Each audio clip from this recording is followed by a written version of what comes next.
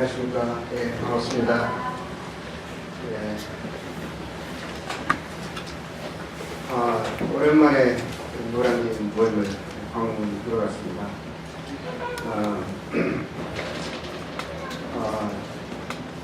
이번에는 이제 보통 한국에 나오면 저희들이 안식년으로 나와서 몇 개월 있다가 다시 선교지로 복귀를 하는데요. 이번에는 나올 때 정착을 하기 위해서 나왔습니다. 물론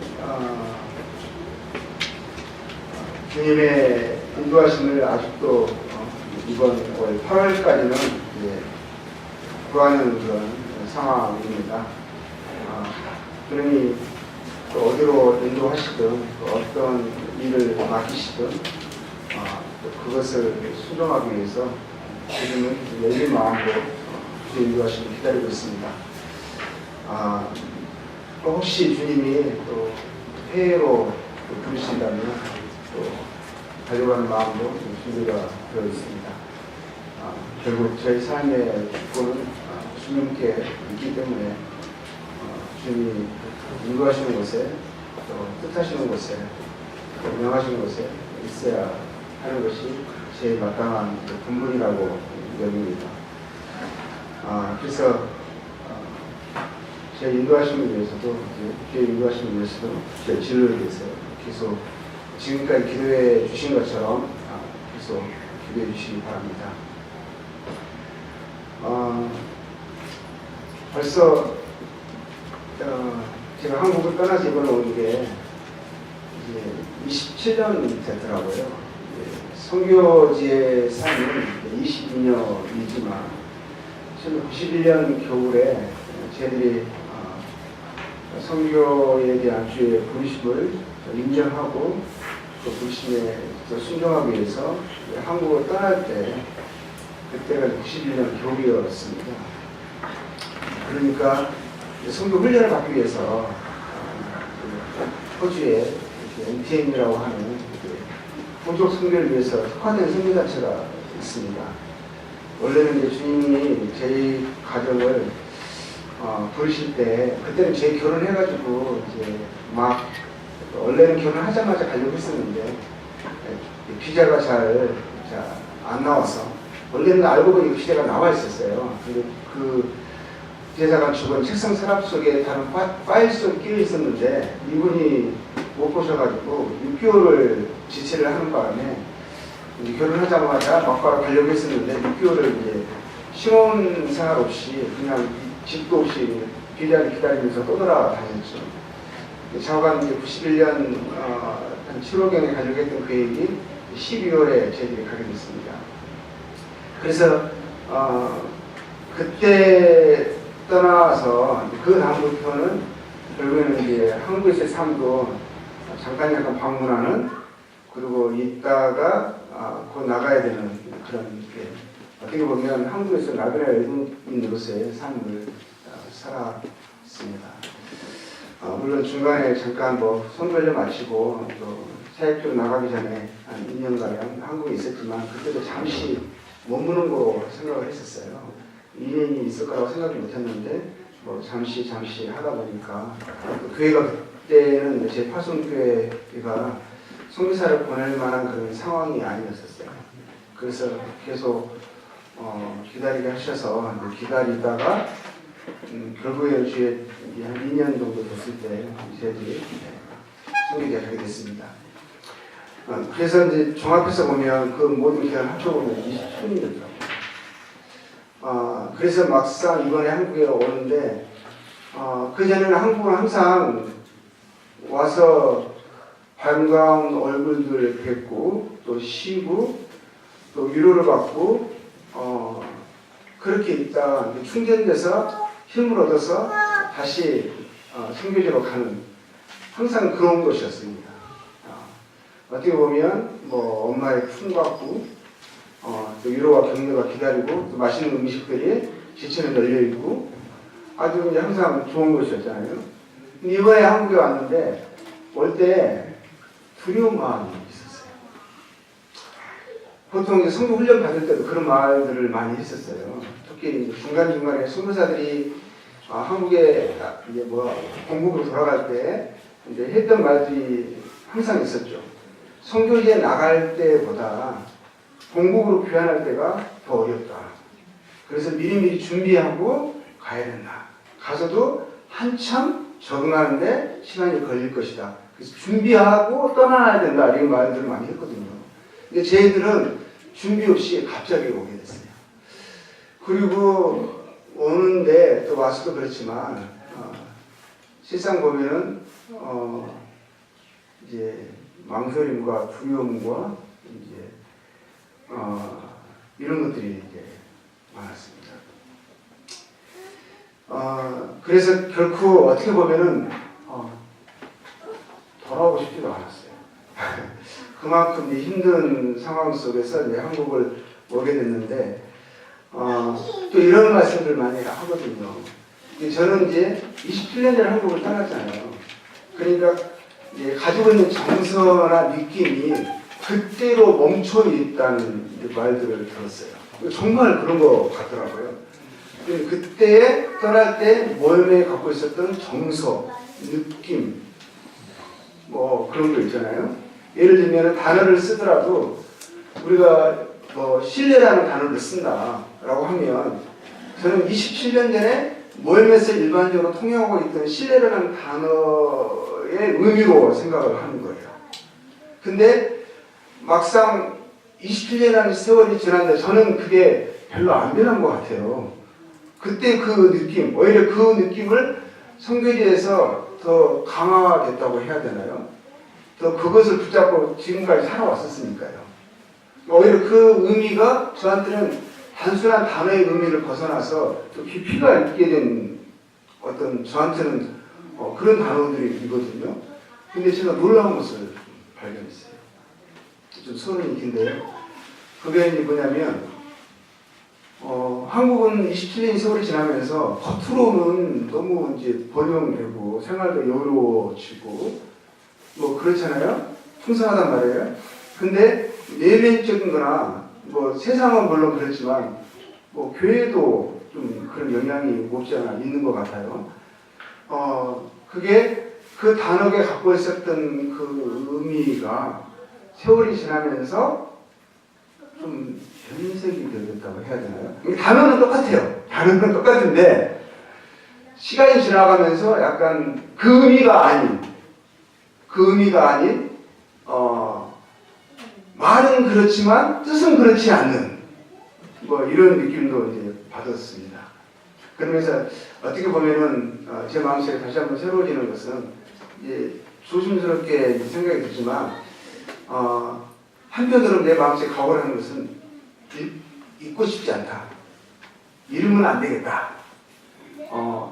이게 유별난 게 아니라 이건 당연한 건데 잃으면 안 되겠다라는 마음도 들고요. 또 어떤 부분은 처음에는 좀 실망을 하고 낙심을 했었어요. 이제 푸념 같은 말씀을 제가 드리는데, 근데 참 놀라운 것은요, 아직도 그때의 정서를 가지고 주님을 섬기시는 분들이 계시는 거예요. 근데 이름 없는 곳에, 어떻게 보면은 결혼하지 않는 곳에 영혼들을 사랑하고 성도를 사랑하시면서 여전히 그때의 정서로, 그때의 마음으로, 아니 그것보다 더 광화된 심령으로 주님을 섬기시는 분들을 봤어요. 주님도 그런 분들 만나계시면서 마음 위로를 받게 하셨는데 어떤 느낌이었냐면 마치 바알에게 무릎을 꿇지 않는 7,000명의 용사를 주님 남겨두신 것 같은 느낌? 그래서 제 마음속에 소원하는 것은 한국에 와서 두려운 마음도 있지만 스스로도 다짐하는 마음은 뭐냐면 초심을 잃지 말자 라는 마음도 있고요. 그리고 이 초심의 사람들과 연합돼서 주께서 맡기신 일들을 계속 이루어나가야 되지 않겠는가 하는 마음의 소원도 이렇게 가져보게 됩니다. 세상 선교지의 삶을 돌이켜보면, 세상 보면은 저는 한국에서 돌이켜보니까 그렇게 구원받고 오래 있어서 이렇게 선교지 나온 게 아니더라고요. 보니까 구원받고 어떻게 보면은 다른 분들이 제가 선교제 나갈 때 많이 우려하셨어요. 경험도 없고 또 어린 형제가 선교제 가서 이 막중한 사명을 감당할 수 있겠는가 우려를 하셨어요. 그때 있어서 대부분 보면 제 앞에 이제 90년대니까요. 이제 형제님들이 제 앞에 몇 분 가셨는데 그분들 중에 대부분은 이제 모임에서 장로 역할을 하시고 사역을 감당하셨던 분들이 가셨는데 이제 제가 어떻게 보면 제일 나이 어린 형제였고 그리고 사역 경험이 없는 젊은 형제가 간 거예요. 제가 이제 그 측면에서는 선두주자가 됐는데 그래서 많은 염려와 우려 속에 선교제에 갔습니다. 근데 정말 우려를 하실 수밖에 없었어요. 왜냐하면 제가 제 자신의 그때 모습을 돌이켜보더라도 너무 새파래도 너무 새파란 거예요. 경험도 너무 없고. 그러니까 파송을 시켜놓고도 또 모임의 형님들이 오셔가지고 기도를 해주시고 파송을 하고 주님께 의탁을 하면서도 마음에 이렇게 좀 우려가 되셨나 봐요.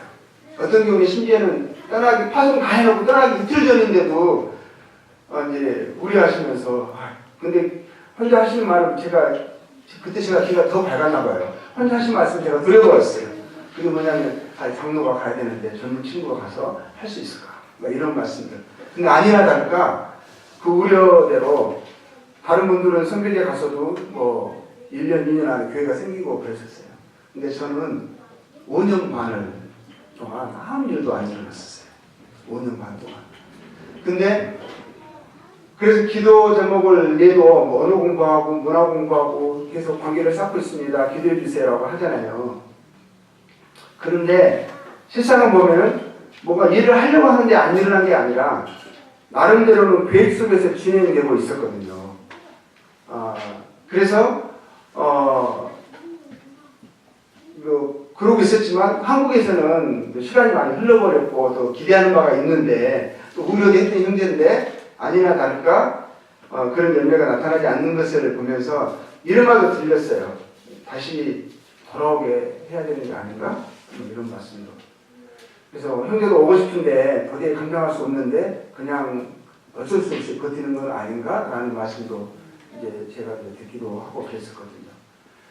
이제 근데 그런 이제 과정 속에서 저도 이제 어떻게 보면 감당하지 못하는 것들이 참 많았던 것 같아요.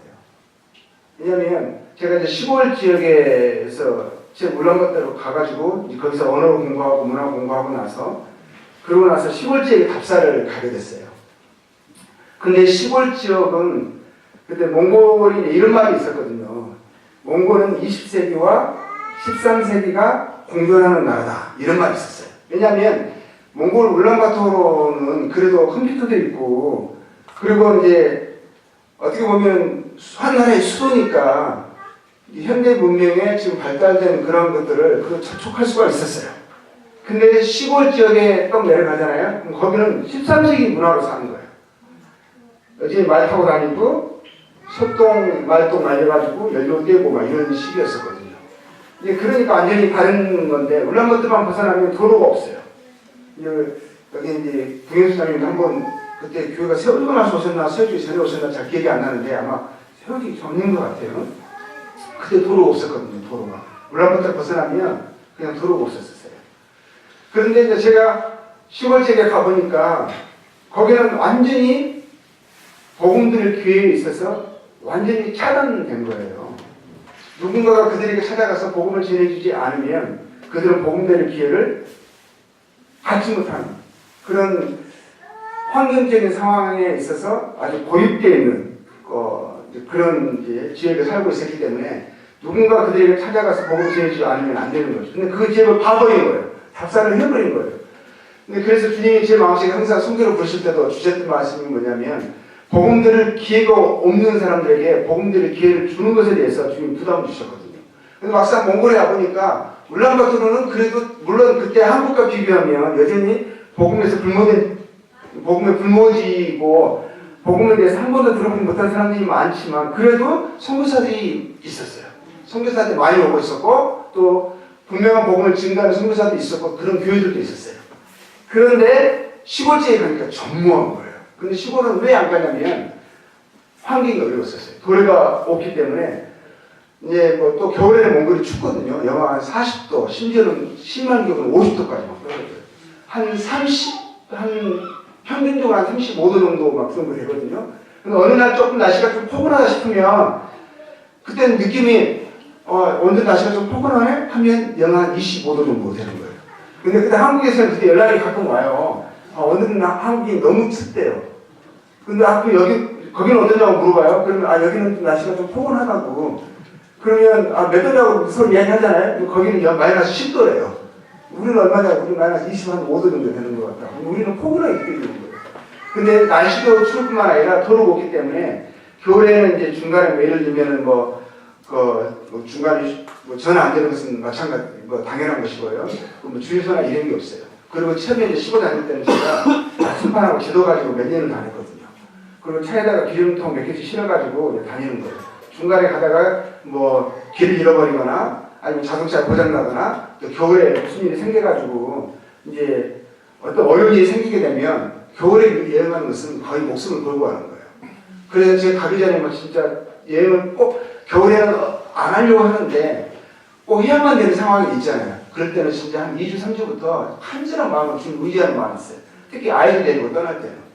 왜냐하면 겨울마다 매년 이제 중간에 가다가 길을 잃어버려가지고 이제 나중에는 이제 기름이 다 떨어져 버려서 결국에는 처음에는 있는 거 다 태우다가 나중에 타이어까지 태우다가 죽었다 이런 일들을 우리가 비일비재하게 듣거든요. 근데 이제 그렇기 때문에 아이들하고 함께 가는 것들이 저희들 때는 항상 두려움이 됐었죠. 그래서 이만큼 이제 몽골은 이제 열악한 상황이었는데 항상 마음속에 생각하는 것은 이제 또 제가 거기서 거주 허가를 받아야 되는 거잖아요. 거주 허가를 받아야 되는데 뭘로 거주 허가를 받았냐면 농업 전문가를 받은 거예요. 왜냐하면 몽골 사람들은 채소를 안 먹어요. 그래서 나라에서 채소 먹기 장려를 하려고 채소를 안 먹다 보니까 문제가 뭐가 있냐면 성인병, 이런 그런 질병들이 많아요. 혈압이라든가 심장병이라든가 이런 거 많거든요. 이렇게 나라에 심각한 한 40만 넘어버리면 할아버지가 되는 거예요. 할머니가 되는 거예요. 그래서 한국에 오면 제가 보통보다 제 나이보다 많은 분들이 많이 보시는데 몽골에서는 그냥 청년이었어요.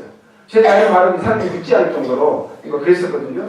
근데 이제 그 나라에서는 이제 심각하게 생각을 해서 녹색 혁명이라고 해서 채소 먹기 장려 운동을 했었어요. 그래서 나라의 정책의 일환으로 저희들이 이제 시골에 가서 농사를 가르치면서 그곳에 이제 가르치면서 이들을 농사를 가지고 어떻게 식생활을 활용하는 것을 돕겠다. 나라의 어떤 이 녹색 혁명이라는 나라의 정책의 일환으로 우리가 가서 그 시골 사람들 생활을 돕겠다라고 한 거거든요. 그래서 그 결과가 나왔어요. 근데 문제는 뭐냐면 제가 농사에 대해서 한 번도 해본 적이 없거든요. 그래서 그 겨울에 그래서 내년 봄에 예를 들면 제가 시골 이사했잖아요. 그 내년 봄에 농업을 가르쳐야 되는데 그해 겨울에 다 책들을 한국이나 미국에서 구입해 와가지고 그 농업에 관련된 책들을 제가 줄쳐가면서 외우면서 또 유학하고 해가지고 외웠어요. 농업 전문가로 농업을 가르쳐야 되는데 그냥 책 보고 할 수는 없잖아요. 그래서 다 외워야 되거든요. 그래서 예를 들면 몇 센치 간격으로 몇 미리 깊이로 씨를 심어야 된다. 이런 것까지 다 외워가지고 이제 사람들이 그 다음에 가르쳤거든요. 그러니까 씨를 심으면서도 이 정말 씨가 나올까? 근데 제가 이제 마을에 들어가기 전에 마을에는 어떤 소문이 났냐면 우리 마을에 한국에서의 농업 전문가가 온다 이런 소문이 난 거예요. 그러니까 사람들이 이제 근데 그 중에서도 어떤 마을에서 몇몇 분들은 자기 텃밭에 텃밭이 있는 분들이 있었어요. 근데 예를 들면 감자가 지금 병균이 들어가지고 잘 안 자란다는 거예요. 그럼 농업 전문가가 왔다는 소식을 듣고 저를 찾아오는 거예요. 그래가 자기 텃밭 한번 가서 좀 알려달라는 거, 문제가 뭔지를 좀 가르쳐달라는 거예요. 근데 가는데 그분은 이제 감자 싹을 가르치는데 저는 감자 싹이 뭔지를 모르겠는 거예요.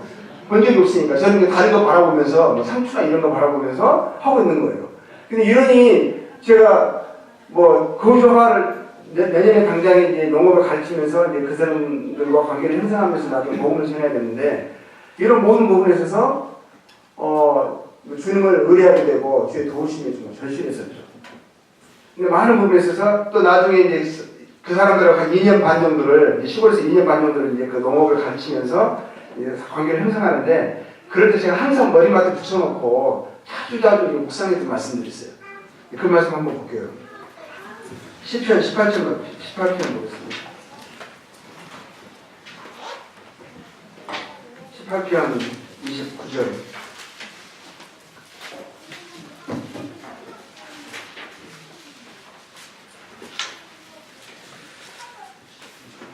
시편 18편 29절입니다. 내가 주를 의뢰하고 적군을 향해 다니며 내 하나님을 의지하고 밤을 뛰어넘나이다.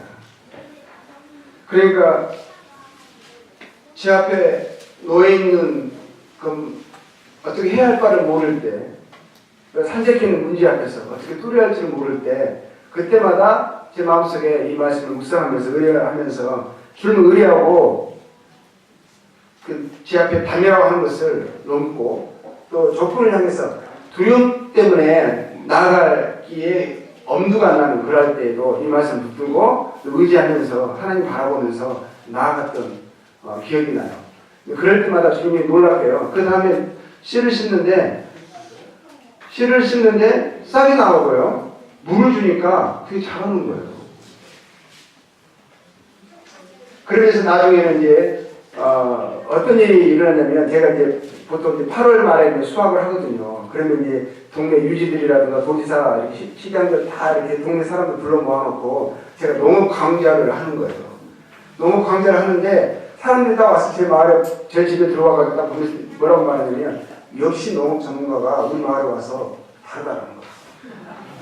그러면서 자기들은 아무리 물을 씨를 심고 또 우리가 가르쳐준 대로 하고 물을 줘도 자기들은 예를 들면 토마토가 그렇게 크게 안 난다는 거예요. 우리 집에 토마토 보면 막 중국보다 더 크거든요.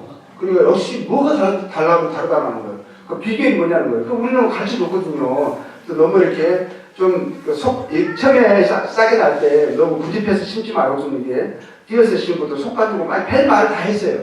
근데 나중에 알고 보니까 쟤들이 아무리 속 가지고 또 다른 여러 가지 비료를 잘 주고 그것 때문에 토마토가 컸던 게 아니라 종류가 그런 게 있더만요. 왕 토마토 종류. 그것도 잘 모르고 막 그렇게 한 거예요. 제가 한 2년 반, 그리고 몽골에 가서 5년 반이 지났을 때 이제 주변의 사람들이 저를 찾아와서 묻기 시작했어요. 이렇게 말하는 분들이 있었어요. 너희들은 지금까지 우리가 너희를 지켜봤는데 저는 그런지 몰랐거든요. 전혀 관심이 없는 줄 알았어요. 나중에 알고 보니까 저희들이 며칠 전에 누구 집에 가서 누구랑 무슨 음식을 먹었는지까지 다 알고 있는 거예요. 그래서 일거수일투족을 이 사람들은 주시하고 있었더라고요. 근데 그분들이 나중에 이제 친구들이 되고 우리들은 자기들과 다르다라는 거예요. 왜냐하면 우리는 마을에서 높은 사람들하고도 친구고 길거리에 그냥 진짜 노숙자 아주 형편없이 어려운 사람들하고도 격이 없이 지내고 그리고 이제 누구하고도 이제 관계를 잘 하고 또 제가 처음에 사람들과 관계를 쌓으려고 집중하다 다니면서 우리 이 사람 한국 사람이라고 하면서 관계를 쌓아 나갔거든요. 근데 이 사람들이 우리를 이제 지켜보면서 2년 반 정도 지나고 나서 하는 말이 뭐냐면 우리가 지금까지 너를 지켜보면서 도출된 결론이 있다. 결론을 내렸다. 한국 사람에 대해서. 이런 결론을 내렸다는 거예요. 뭐냐면 한국 사람들은 보니까 천성적으로 착한 사람들이다. 이렇게 말하는 거예요. 남편도 착한 남편이고 부인도 착한 아내고 아이들이 어떻게 순종을 잘하냐고. 그러면서 아이들이 중립이 되거나 이런 게 아니고 밝고 잘 지냈는데 이렇게 말도 참 잘 듣는다고 이러면서 너희들은 또 사람들 대할 때 보면 너무 잘 대하고 이렇게 하면 우리를 막 칭찬을 하는 거예요. 그리고 자기가 나타나는 결론이 뭐냐면 이제 너희들은 한국 사람들은 우리가 다르다. 천성 자체가 좋은 사람들이다. 이렇게 하는 거예요. 그때 이제 제가 이제 그것을 통해서 이제 할 말이 생긴 거잖아요. 왜냐면 그렇지 않다고. 한국 사람들 나쁜 사람들 많다고.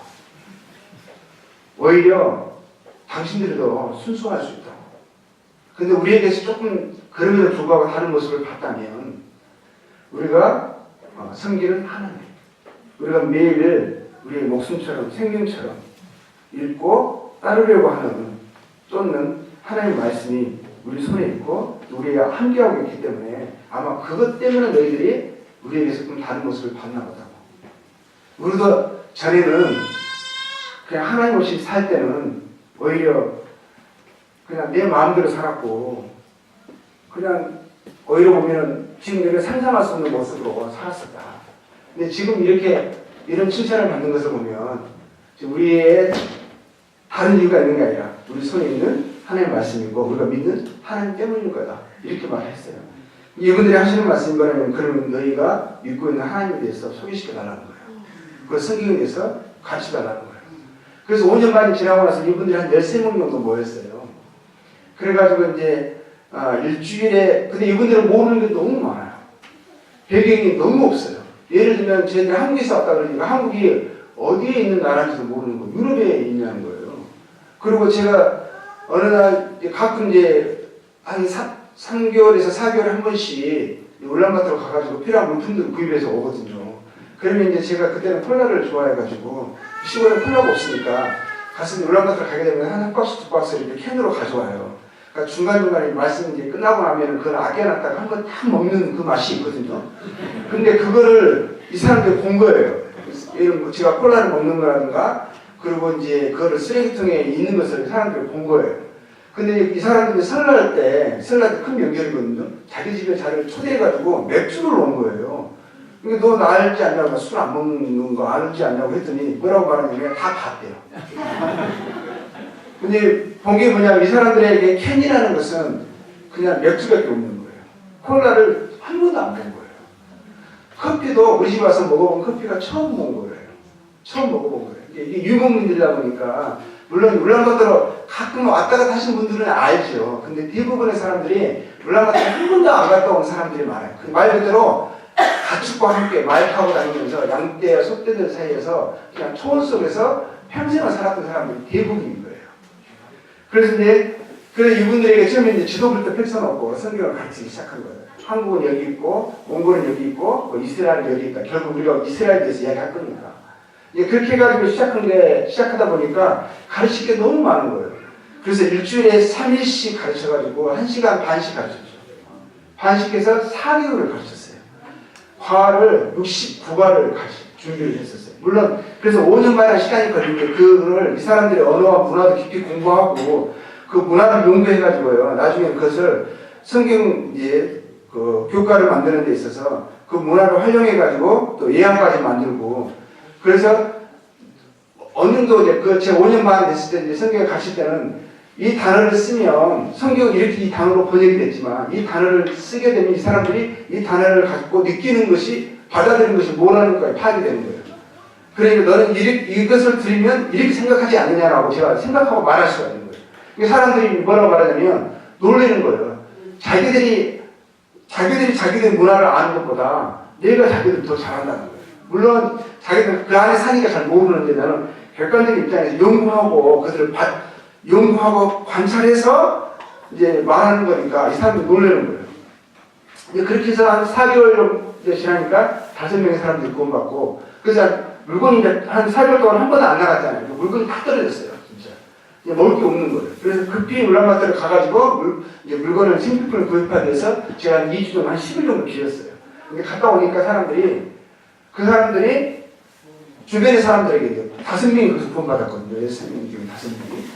그리고 중간에 어떤 사람은 일이 있어서 이제 중간에 이제 계속 참여할 수 없는 분들도 있었어요. 중간에 나간 분도 있었고, 그분이 이번에 못했지만, 일이 있어서 못했지만 다음에 꼭 듣겠다 하신 분도 있었고, 어떤 분들은 이 소식을 듣고 나서 몇 분들이 찾아왔었어요. 우리도 중간에 들어오면 안 되겠냐고. 근데 너무 많이 지나갔기 때문에 지금은 안 되고 끝나고 와라. 이런 분들이 있고, 또 구원받으신 분들이 자기 가족이나 친구들에게 막 이야기해서 사람들이 말 그대로 제가 이제 몽골 길이에서 보였거든요.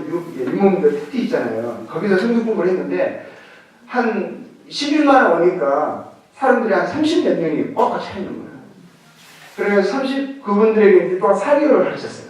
근데 그 중에서 13명이 구원받고 5년 반 만에 시작한 성경 공부가 1년이 됐을 때 한 30명까지 구원받았어요. 그런데 이제 그러면서 또 이분들이 계속적으로 어떻게 보면 그 중에서 어떤 분들은 많은 분들이 그냥 아내도 때리고, 그리고 이제 뭐 알코올 중독자이다 이런 분들이 참 많았었거든요. 근데 이분들이 구원을 받기 이전에 제가 69가 중에서 복음에 관련된 내용은 한 두세 가밖에 없어요. 마지막 예수님이 죽으시고 그리고 부활하시고 그리고 그 장면과 또 그것에 대해서 그 의미, 구약의 모든 어떤 지금까지 가르쳤던 내용과 주님의 죽으심과 부활을 연관시켜서 이야기하는 복음을 푸는 구조, 푸는 과학. 그러니까 세 과밖에 복음에 관련된 내용이 없거든요. 나머지는 어떻게 보면 사람들의 심령을 준비시키는 과정이 있었어요. 하나님에 대한 이해라든가 그 전에는 이제 하나님에 대한 주권도 확립이 되고 여호와를 경외하는 것이 무엇이라는 것. 그러니까 결국에는 그러는 거예요. 마지막에 일의 결국을 다 들었으니 하나님을 경외하고 또 하나님의 명령을 지키는 것이 사람의 본분이라는 것. 그것에 대해서 이야기하는 게 사람의 심령이 복음을 받아들이기 합당한 심령으로 마음을 준비시키는 작업이 더 오래 걸리더라고요. 이게 규경하는 작업이 더 오래 걸렸는데 그러다 보니까 중간에요. 제가 이제 한 분 같은 경우는 소문난 알코올 중독자 있었어요. 그분이 한 50대 중반이셨어요. 마을에서 모르는 분이 없어요. 그리고 이분이요. 근데 원래 공산주의 때는 회계사 출신이기 때문에 잘 나가던 분이셨었어요. 근데 공산주의가 이제 정권이 무너지고 나서 이분의 삶의 의미를 잃어버린 거예요. 그래가지고는 이제 나중에 술로 사셨는데 그 자녀들도 학교 선생님이 괜찮아요. 근데 이제 자녀들이 이제 학교에서 근무를 하다가 월급날이 되면 어떤 일이 일어났냐면 동네 술집 사람들이 학교 앞에서 모여 있는 거예요. 아버지 술값 받으려고. 그런 분이셨거든요. 근데 이분이 이제 복음을 주변에 이제 있는 그 성도를 통해서 도전을 받고 이제 하나님의 말씀을 듣고자 하는 마음이 생겼어요. 근데 그분은 그렇게 생각한 거예요. 사람들이 자기 같은 사람들에 대해서는 관심을 안 줄 거라고. 그래서 가고 싶어도 듣고자 하는 마음이 있어도 사람들이 우리를 싫어할 거라고 생각을 한 거예요. 그래서 은근하게 살짝 물어봤대요. 확실히 내가 하나님의 말씀 배우고 싶은데 그러면 저 한국 사람이 와서 가르쳐 줄 수 있겠냐고. 그 사람 싫어할 거야. 이렇게 했다는 거예요. 근데 이제 바로 앞집에서 성도님이 살았거든요. 왜냐면 이 사람도 완전히 진짜 삶 자체가 너무 엉망인 사람이었거든요. 진짜 문제고 막 항상 싸우고 자기들과 싸우는데 막 칼 가지고 싸워요. 막 이런 사람이었는데 이 사람이 변화가 돼가지고 그 부부가 변화가 돼가지고 아무것도 없는 사람이 그냥 주님으로 항상 이야기하고 또 소망을 이야기하고 이것을 보고 이것이 놀려버린 거예요. 그러면서 제 점차 관심을 가지시다가 나중에는 이제 당신도 한번 듣고 들어보고 싶으신 거예요. 그래서 나중에는 이제 그 이야기를 했는데 그 한국 사람이 이 사실을 알면 너무 좋아할 거라고. 그래서 저한테 그 이야기를 해주시는 거예요. 그래서 그 다음날 제가 가겠다고. 그러니까 그분하고 계속 한 4개월 정도 성교동을 했거든요. 근데 이게 복음을 듣기 이전에 구약이 끝나갈 때쯤 돼서요. 이분이 주님의 주제권이 하나님이 살아계시니 하나님이 그들의 하나님 마음을 주권 창조주시고 주권자이시니 하나님의 주제권이 그 심령에 인식이 된 걸 믿어준 거예요. 그래서 지금까지는 내가 나의 삶의 주인 돼서 살았구나. 나는 진짜 양과 같이 길을 잃은 그런 존재였구나. 하나님도 없고 소망도 없이 내가 지금까지 살아왔구나. 나의 삶의 중심이 나였구나. 그러면서 자기는 가족도 아내와 딸들마저도 사랑하지 못한 자기의 쾌락과 자기의 즐거움이 자기 삶의 전부였다라고 인식을 하면서요. 이분이 주인됨을 인식을 하고 또 하나님 없이 살았다는 것에 대해서 하나님의 주권을 인정하지 않고 자기가 하나님에서 살았다는 것에 대해서 이분이 크게 인식을 하면서 회개해야 하는 심령이 이루어지고 결국은 그러더니 술 문제 가지고 그 알코올 중독자 술 이야기만 나면서 뒤에 침이 보이신다는 분이셨거든요. 근데 그분이 고민을 하시는 거예요. 갈등하시는 거예요. 아직 구원도 안 받았거든요. 복음에 들어가지도 않았어요. 근데 그런 역사가 일어나더라고요. 그래가지고 구원 받고 나서 구원 받을 때쯤 복음에 들을 때쯤에는 거의 술 문제가 해결됐어요. 그래가지고 이분이요. 그 다음 해에 몽골은 워낙에 알코올 중독자들이 많고 가정이 깨진 가정들이 많아요. 예를 들면 아이가 셋이라 그러면 셋에 아버지, 어머니가 다 다른 경우들이 너무너무 많은 거예요. 그런데 그래서 정부에서는 뭐냐면 그 행복한 가정들에게 뭐 상을 주고 예를 들면 그리고 이제 또 한 해에 가장 그 마을에 영향력을 끼친 사람들에게 상을 주는 게 있었어요. 근데 그 전 해에 그 마을의 도지사가, 그 도의 도지사가 일을 잘했어요. 그러니까 도지사가 나라의 상을 받는 거예요. 그 국가의 TV에 방영되는 거거든요. 그분이 상을 받고, 이분이 지금 운두라운 교회의 장로 형제님이시거든요. 근데 이분이 이 상을 도지사랑 함께 받으신 거예요. 근데 이분은 하신 게 하나도 없거든요. 도지사는 일을 많이 했지만 이분은 일을 한 게 없어요. 근데 상을 도지사와 함께 받으면서 테레비까지 나온 거예요.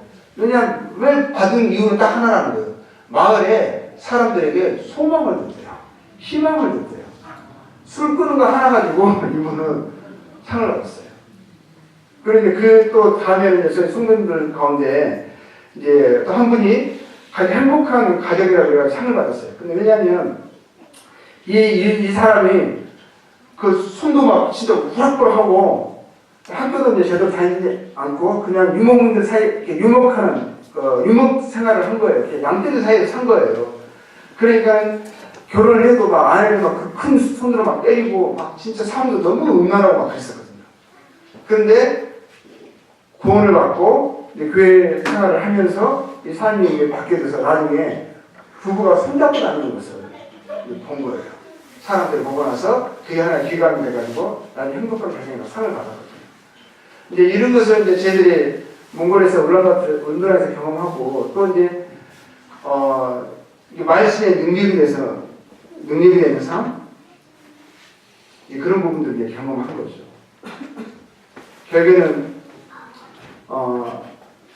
다른 게 아니더라고요. 그냥 하나님이 되는 우리의 위치가 그냥 우리는 그냥 하나님을 의지하는 해야 마땅한 존재고 우리가 하나님을 의지할 때 하나님 일을 하신다는 거예요.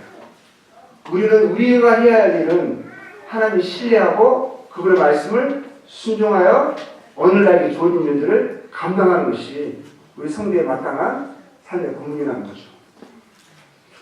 항상 무슨 어려운 일을 선택하고 결정할 때 이제 항상 마음에 갈등이 있죠. 처음에 시골에 내려가려고 할 때도요. 많은 사람들이 반대했었어요. 몽골 사람들도 왜 그 지역에 하필이면 그 지역에 내려가려고 하느냐 했어요. 왜냐하면 몽골 사람들도 시골 사람들이 울란바토르 올라가긴 하지만 울란바토르 사람들이 한번 올라가면 시골 사람이 한번 올라가면 다시 내려오진 않거든요. 그렇게 삶의 모습이 너무너무 달라요. 그런데 저희가 내려가려고 했던 그곳 또 내려가서 살았던 그곳은 몽골 18개 도 가운데서도 가장 좀 평판이 안 좋은 그런 지역이었어요. 왜냐하면 그 도의 시 안에 교도소가 있었거든요. 그래서 이제 사람들이 뭐라고 말씀하냐면 여기에서는 집안에 울타리까지도 뛰어간다. 도둑도 많고 알코올 중독자들도 많고 그리고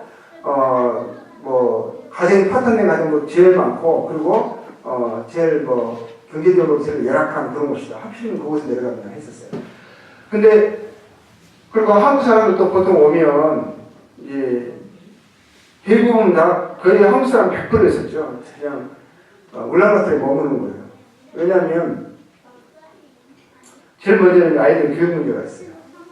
그리고 이제 의료적인 부분도 한편 저희 시골 내려갈 때 아이들이 맹장이 터지거나 다리가 부러지거나 이런 것이 오히려 겁이 나는 거예요. 맹장 터져가지고 죽을 수가 있는 거예요. 왜냐하면 다리가 부러져가지고 올라가면 제가 한 10시간, 12시간을 이제 비필한 거리를 이제 올라오거든요. 그리고 이제 최근에 길을 보니까 나침반을 가지고 다니는데 그리고 한 번도 똑같은 길로 가본 적이 없어요. 어떤 거는 몇 시간을 했는 적이 있어요. 그래서 지금 제가 여기 어떤 때는 러시아에 와 있는지 중국에 와 있는지 정말 끝감이 없이 그냥 길을 잃어본 적이 많거든요. 그냥 촌에 그냥 끝이 안 보여요. 하늘과 땅이 맞닿아 있어요. 그럼 저 끝에 살짝 둔덕이 하나 있어요. 거기만 넘으면 뭔가 나오겠지 하잖아요. 거기를 몇 시간을 타고 딱 간단 말이에요. 딱 도착했는데 똑같은 거예요. 또 초원이 쫙 펼쳐져 있고 지평선이 펼쳐져 있고 또 끝에 산이 하나 딱 가려져 있는 거예요. 그걸 한참을 몇 개를 통과한다고 생각해보세요. 그러면 지금 정말 이게 지금 어디에 와 있는지 모르는 거예요. 나침판도 보고 해도 와보는 길이 저기 없는 그런 길을 가는 것 같은 거예요. 근데 항상 희한한 것은 뭐냐면 차가 고장이 나더라도 중간에 고장난 적은 없었어요. 딱 도착하니까 고장이 나고 아니면 출발하려고 하니까 고장이 나고 이런 식이었었거든요. 그러니까 주님이 이제 제 삶을 인도하시고 지켜주셨는데 제가 시골의 삶이 이제 그러다 보니까 오히려 이제 몽골 사람들도 왜 그곳에 가려고 하느냐 했을 때 제 마음속에서도 물론 주님이 시골 사람들에 대한 필요 누군가 그들을 찾아가서 복음을 전하지 않으면 그들은 복음 들을 기회를 갖지 못한다는 것에 대한 필요를 주님이 마음속에 주시고 근데 그것이 양심에서 마음에서 사라지지 않는 거예요. 그거를 없애보려고 여러 가지 이유를 이야기를 대도 근데 제가 이제 못 가는 이유를 주님 앞에 이야기하는 거죠. 주님 아이들의 교육 문제도 이야기하고 그리고 아직 울란바토르에도 아직 복음을 못 듣는 사람들이 많습니다. 또 주변에 시고 울란바토르에 가까운 가 이런 지역도 많이 있는데 제가 굳이 그곳까지 내려가야 필요가 있을까요? 이런 여러 가지 이유를 대잖아요. 그리고 그 교육도 그렇고 만약 아이들이 다치게 되거나 어떤 어려운 일이 있게 되면 어떻게 해야 합니까? 이런 것들. 근데 다 보니까 주님 인도하시고 그러면서 그런 것들을 내려놓고 보잖아요. 근데 보니까 다 이것들이요 내일 일이더라고요. 그러니까 당장 닥친 일이 아닌 거예요. 명장도 지금 터진 거 아니고 다리도 지금 부러진 거 아니고 그리고 아이들의 교육 문제도 그때 큰아이가 초등학교 3학년이었어요. 그리고 둘째 아이는 1학년이었었고 셋째 막내는 어린아이였단 말이에요. 그러니까 아이들의 교육 문제도 최단 제 6학년까지는 한국말을 가르칠 수 있겠더라고요. 한 3년 정도는. 이제 그러니까는 그것도 우선은 당장은 할 수 있지 않느냐. 근데 그 후에 있을 일을 가지고 오늘 당장 마음에 주님 주신 부담들을 이렇게 제거할 아니라고 할 만한 그런 제가 그것 때문에 내세우는 변명들이 다 염려나 두려움에서 오는 거예요. 그것도 내일에 대한 확실하지도 않는 것에 대한. 그래서 주님이 그때 뭐라고 말씀하시는 것 같았냐면요. 네가 해야 그거는 내가 할 일이다 하시는 것 같은 거예요. 네가 해야 할 일은 오늘 나를 신뢰하고 내가 너에게 부담을 주고 명한 것에 대해서 순종하는 것이 네가 할 일이고 네가 염려하는 것은 내가 그러한 것들에 대해서 채울 공급할 능력이 없겠느냐 하시는 거예요. 이거 보니까 제가 믿음이 없는 거예요. 순종을 하는데 주님 그러겠습니다. 양심적으로 부담이 되는데 주님 힘들어라고 하면서 여러 가지 이유로 제가 변명을 드리는 거 보니까 결국에는 하나님이 그 일을 하시는데 좀 하실 수 있을까? 내가 하나님께 이것을 맡겨도 하나님이 나를 내가 믿을 만큼 그것을 하실 수 있는 실망시키지 않는 분이실까? 보니까 다 살펴보니까요. 결론이 하나님으로 말은 그렇게 하면서 신뢰하지 못하고 있는 제 모습을 본 거예요. 결국은 주여 하면서도 주의 뜻을 따르고 그것에 순종하는 것에 나의 삶의 마땅한 위치요 본분으로 여기기보다 어떤 부분에 내가 다 계획을 해놓고 주님이 내가 원하는 것들에 대해서 주님이 그거 그냥 도와주는 분으로 생각하는 것 같은. 이 결국에는 뭐냐면 내 안에 하나님으로 인정하는, 곧 하나님으로 여기는 경외함이 없는 거예요.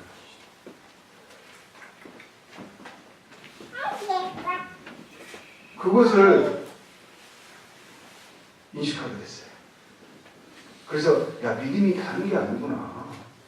전 다른 게 아니라 믿음은 하나님께서 약속하시고 말씀하시는 것에 대해서 하나님은 그것을 반드시 이루시고 성취하시는 말씀의 하나님이시고 능력의 하나님이시다.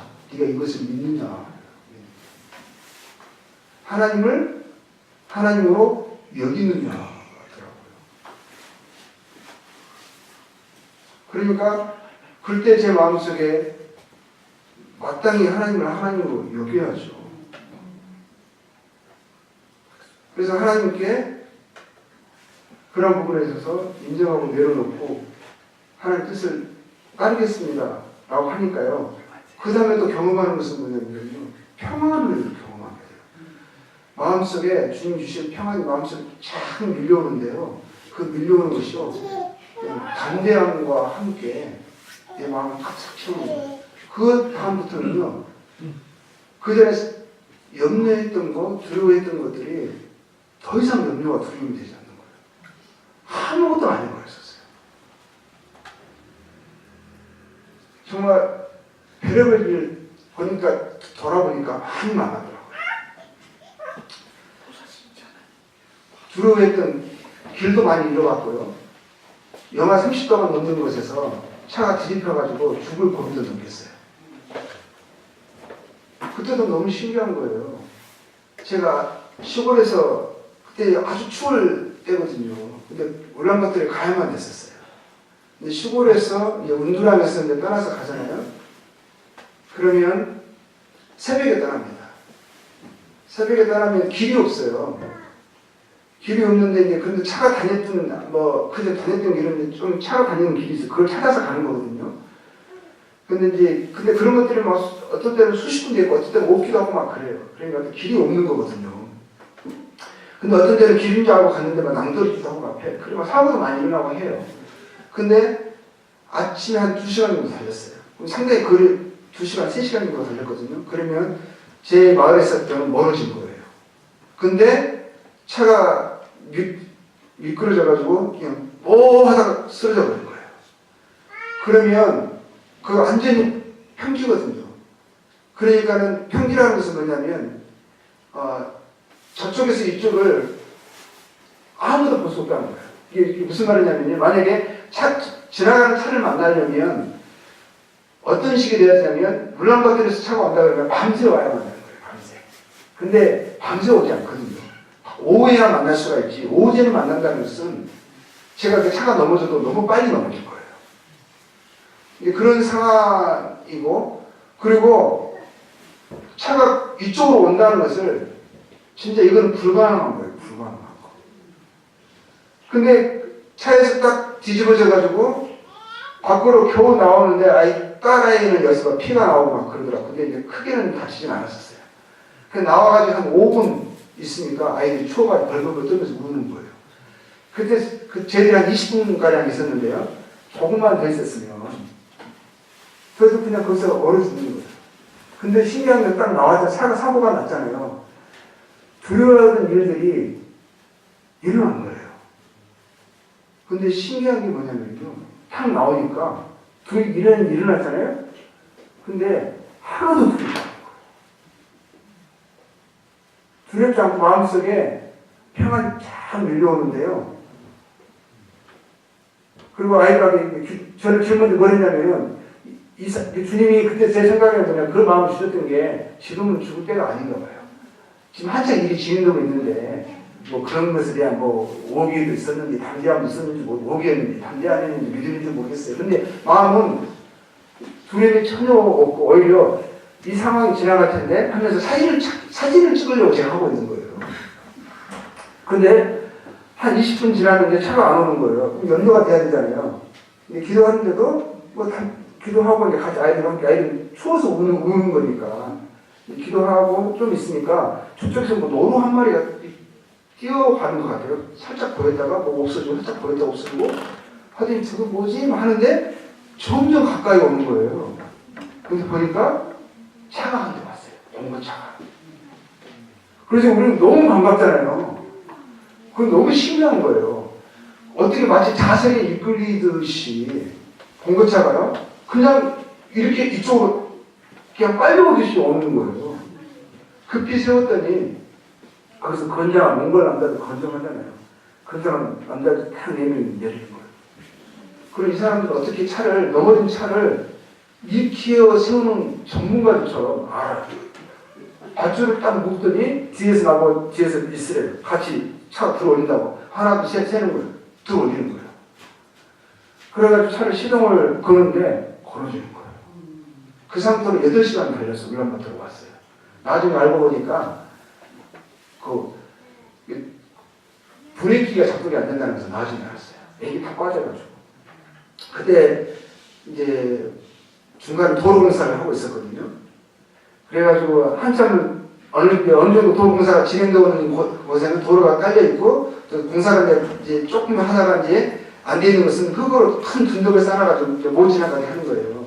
그리고 다시 나와가지고 가다가 또 도로가 공사하고 있는 것을 만나면 다시 들어갔다가 도로 타고 가고 막 이런 식이었거든요. 많지는 않았었어요.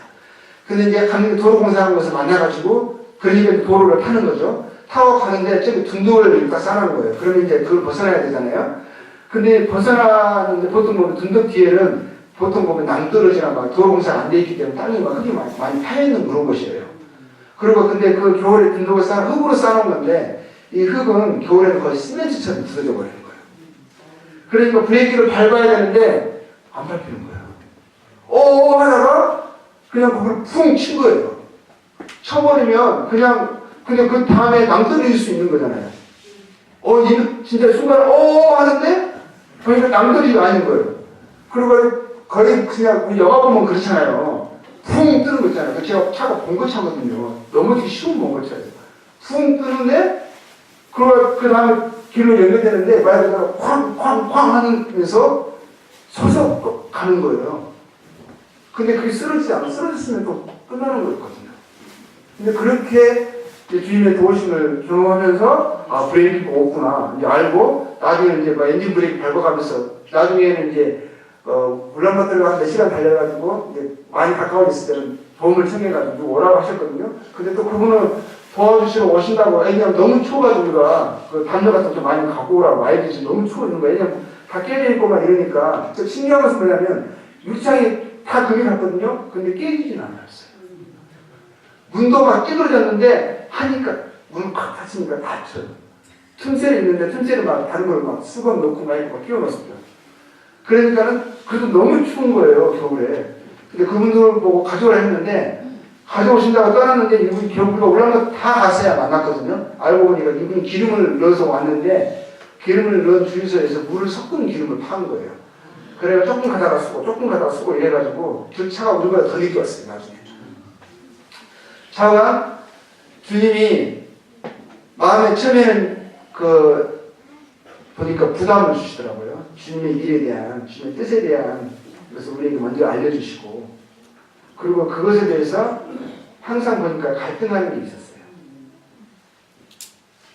왜냐하면 갈등하는 게 보면 이제 나오는 게 이유와 변명들이 내 마음속에 일어나잖아요. 근데 중요한 것은 이 하나님의 우리 마음속에 주신 이 양심의 부담, 이거를 또 소홀하면 안 된다는 것을 보고 있어요. 하나님이 우리에게 말씀에서 보면 이런 말씀 있잖아요. 믿음과 착한 양심을 가지라. 그리고 경계의 목적은, 교훈의 목적은 청결한 마음과 선한 양심과 거짓 없는 믿음에 있으면 사랑이라고 하시잖아요. 사랑이 이분들을 하시잖아요. 그러니까 이 마음에, 그리고 사도 바울도 그랬잖아요. 하나님과 사람 앞에 양심에 거리낌이 없기를 힘쓰노라. 그러니까 이 양심의 부담이 우리가 이것을 관가해서는 안 된다는 것을 보게 됐어요. 그러니까 주님이 마음에 부담을 주신단 말이에요. 근데 그것을 내 임의대로 해결하면 안 되더라고요. 그걸 주님 앞에 가지고 가서 이 부담을 주의 말씀으로 해결받고 이게 그것에 대해서 통제가 되고 다스려져야만 되는 거지 내 임무를 해결할 수는 없더라고요. 그래서 그 부분을 주님께 가지고 나갔을 때 결국에는 이것이 나의 육신에서 나온 부담인지 아니면 주님께로 온 부담인지 주님께로 온 부담인데 내가 나의 어떤 염려와 두려움, 믿음 없음으로 인하여서 이것을 순종하기를 막고 있는 건지를 주님이 보게 하시고 인식하게 하셨을 때 그런 부분을 주 앞에 내려놓고 제가 이제 제 염려나 제 생각에 의해서 나아가는 것이 아니라 주의 말씀을 믿는 믿음으로 순종하는 것을 선택하고 따르겠습니다 했을 때 주님이 주시는 그 평안을 또 경험하게 되고 또 주님이 그래도 담대함을 또 경험하게 되는 것을 보게 됐어요. 항상 보면은 선교지에 살면서 그런 것에 연속이었던 것 같아요. 한 이야기를 이제 하고 제가 좀 마치겠는데요. 오늘은요. 사역이 한참 진행될 때 제가 이제 5년 반 만에 사역을 시작을 했고 6년 만에 이제 교회가 거의 세워지는 거예요. 그러면 물론 그 한 해에 한 1년 안에 한 30명 가까이 사람들이 구원받으면서 이 성도들이 또 건강하게 또 구원을 받고 또 주변의 사람들에게 복음을 힘있게 전하고 그래서 교회가 금방 이제 좀 이제 안정을 찾고 이제 뭐 교회가 또 성장을 계속 힘있게 되어 나가고 있었죠. 근데 그런 과정 속에서 그 중에서 한 핵심적인 인물이 형제님 한 분 계셨어요. 지금은 그 형제님이 울란바토르 교회에 사역하시는 형제님이 있어요. 바티에르슨 형제님이시라고. 근데 그분이 구원받으시고 아내가 구원받고 가족이 다 구원받고 친척들도 구원받고 연결된 분들이 많았어요. 교회의 거의 한 3분의 1은 한 그분과 연관된 분들이었었어요. 친구도 구원받고 막 이런 상황이었거든요. 근데 이분이 교회 핵심적인 분인데 이분이 문제가 하나 있었어요. 저는 처음에는 몰랐었어요. 이분이 이제 재정적인 빚을 지고 있었어요. 근데 어떤 거냐면 그것도 구원받기 전이죠. 그 할아버지가 돌아가시면서 이제 할아버지 밑에서 이제 세 형제가 함께 살았는데 이 두 명은 자기 친형제도 아니고 사촌이었었어요. 살았는데 이 할아버지가 돌아가시면서 이 제일 큰 형이 이 바티에르슨 형제에게 이 동생들에 대해서 사촌 동생에 대해서 우리가 잘 보살피고 잘 이렇게 우리가 그들을 잘 건사하라고 그렇게 유언을 하시고 돌아가십니다. 그러니까 자기 친동생이 아님에도 불구하고 이 아이들 대학 갈 때 대학을 보내려고 자기는 대학도 못 갔어요. 이 친구도 대학 보내려고. 그래가지고 이 구두 수선하신 분이시고 장로님은 이제 제공하시는 분이신데 이 빚을 진 거예요. 대학 등록금 2명을 드리려고. 근데 그것이 늘어져가 계속 이제 많아져가지고 나중에는 사채까지 내신 거예요. 근데 어느 정도 수준이 돼버리냐면 집이 있었거든요. 좋은 집이 있었어요. 집도 팔아야 되고 그리고 이제 일하시는 그 장소도 형제님 일하는 거, 자매님 일하는 것도 팔아야 되고 하다못해 일하는 그 도구까지 팔아야 되는 상황이 일어난 거예요. 이게 사람들이 빚을 또 져보려고 하는데 빚을 얻어가는 사람들은 다 얻은 거예요. 근데 마지막에 져야 되는 거예요. 마지막에 제게 와서 부탁을 하는 거예요. 근데 제 마음 가운데 그때 이제 교회가 시작된 지 얼마 오래되지도 않았고 가장 중요한 것은 제가 그때 마음 인식하기를 어떤 거였냐면 성도들이 먼저는 하나님을 믿는 믿음에 굳건히 서야 된다 이런 게 있었어요. 물론 당연한 거지만요. 왜냐하면 그래서 제가 한국에 오면은 여러 모임에서 구호 물품들을 막 보내줘요. 이게 몽골 갈 때 가지고 가서 불쌍한 사람들 나눠주라고. 근데 제가 그걸 죄송스럽게도 받아서 가긴 갔지만 안 나눠줬어요. 그래서 몇 년을 모아놓으니까 컨테이너 하나가 있었거든요. 가득 찼어요. 그걸 나눠주더라도 교회에 연관된 사람들은 더 안 나눠줬어요. 그리고 이제 정부와 연결해가지고 정부에 정말 가난한 사람들, 도움이 필요한 사람들을 리스트를 작성해가지고 그런 사람들 함께 나눠줬어요. 혹시 교회에도 그것을 받을 만한 자격이 있는 리스트에 올라와 있는 사람이라면 그 리스트를 통해서 정보를 통해서 받게 했어요. 저희들은 안 줬었어요. 왜냐하면 이거를 알고 싶더라고요. 이 사람은 정말 하나님을 믿는 믿음 때문에 신앙생활을 하는 건지 교회에 오는 건지 아니면 뭔가 하나 얻기 위해서 오는 건지 그걸 제가 확인되지 않는 상태에서는 물론 나중에는 이제 서로 구제하고 서로 사랑하고 이렇게 하죠. 근데 처음에 확인되지 않는 상태에서 뭔가를 도와준다는 게 이게 마음에 평안이 오는 거예요. 그래서 최소한 처음에는 안 되겠다. 왜냐면 뭘 제가 보냐면 인식이 안 좋았었어요. 기독교인에 대한 인식이 제가 시골에 가자마자도 그랬었고 물론 몽골에 대부분 선교지가 그런데요. 기독교인들은 그냥 자기 종교를 팔아서 그냥 자존심도 없이 외국 사람에 붙어서 도움을 청하는, 도움을 얻는 그런 인식들이 있어요. 그래서 교회 다니는 것도 어떤 사람 정말 제대로 찾는 마음이 있는데 그런 취급받을까봐 꺼려하는 사람들이 많았었어요. 인식이 아주 안 좋아요. 이제 그러다 보니까는 특히 더 이제 민감한 거였었어요, 제가. 그랬는데 이제 또 한편으로 이런 생각이 들더라고요. 내가 하나님은 정말 믿을 만한 분이시다. 하나님은 살아계신 분이시다. 하나님은 우리의 필요를 아신다. 하나님 또 우리에게 감당치 못할 시험 당하면 허락지 아니하시고 우리가 하나님을 의지할 때 하나님 우리에게 피할 길을 주시는 분이시다. 라고 우리가 말을 하면서 하나님을 의지하는 자가 복이 있다고 말을 하면서 그게 하나님께 나오는데 결국이 누가 온 거냐면 선교사가 온 거예요. 선교사를 의지하고 선교사의 도움을 청하면 다 이루어지는 거. 그러면 이게 제가 생각하기에 이러면 선교사가 우상이 되어버리는 거예요. 그리고 하나님을 증거하러 갔지 하나님을 믿을 만한 분이라고 그들을 하나님 앞에 데려가려고 왔지 우리 앞에 데리기 위해서 오히려 하나님을 믿는 믿음을 가려버리는 우상이 돼서는 안 되겠다라고 생각을 해가지고 철저하게 이제 조심을 했었어요. 근데 그때 도전을 받은 거예요. 근데 도와줄 만한 이유는 충분히 있었어요. 그런데 한편으로는 제가 이것을 만약에 도와준다면 나중에 교회에서 이런 일이 또 일어나거든요. 또 다른 사람들 더 필요한 사람도 많아요. 그러니까 누구는 도와주고 또 누구는 안 도와주고 뭐 이런 것도 있고 또 이분의 신앙도 한편으로는 처음이니까 정말 하나님을 믿는 믿음 안에서 믿어보고 하나님의 도우심을 경험해봤으면 좋겠는 거예요. 그래서 하나님을 의지하고 하나님을 신뢰하고 하라. 하나님이 감당치 못할 시험당함을 허락지 아니하시고 너에게 피할 길을 주실 것이다. 하나님을 의지하는 자가 복이 있다. 하나님께 가까이함이 너의 능력이고 복이다. 한번 경험해봐라 그랬어요. 그러면서 처음에 물론 그 말을 도움을 청했을 때는 이제 저도 당황해가지고 좀 생각하고 기도할 시간이 필요하다고 하면서 보냈죠.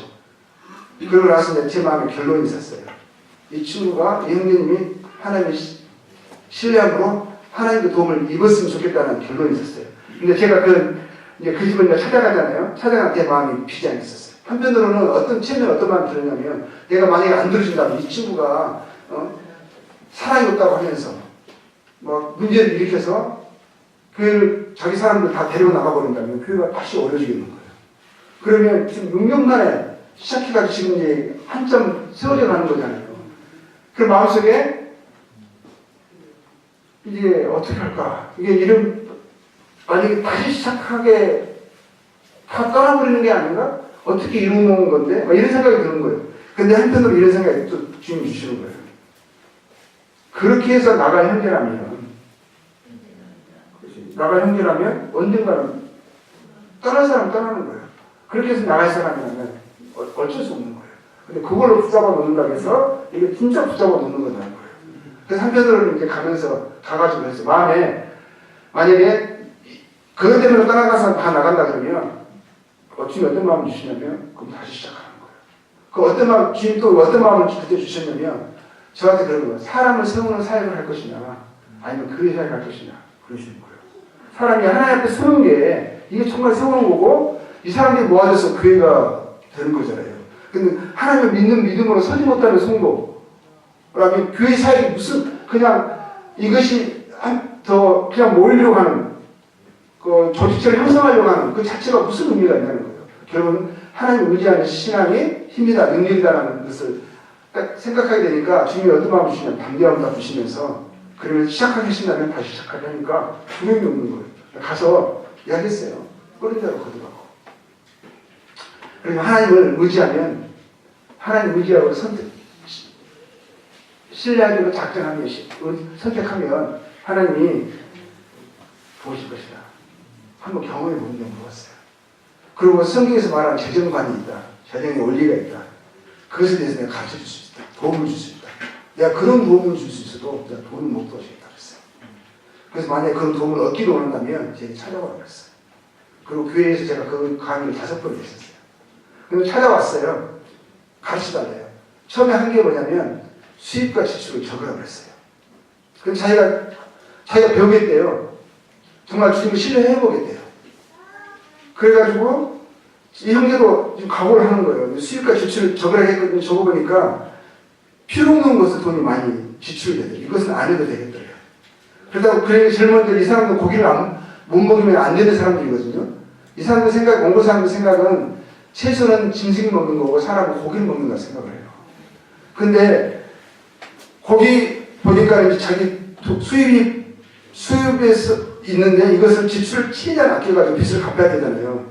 그런데 이제 그것을 하는데 이제 고기를 처음에는 안 사기로 안 먹기로 한 거예요. 정말 먹고 싶을 때는 내장을 사가지고 그냥 고기 국물 내서 먹는 거.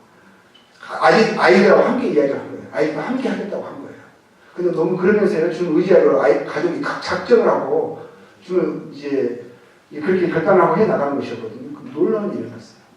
그 1년 안에 이 형제님은 구두수선을 하시는데 또 몽골 말장화를 만들 수 있는 기술이 있어요. 근데 그게 한 1년에 몇 컬레 안 팔려요. 그리고 장모님은 또 옷을 수선하시는데 몽골 전통 옷을 만드는 기술이 있어요.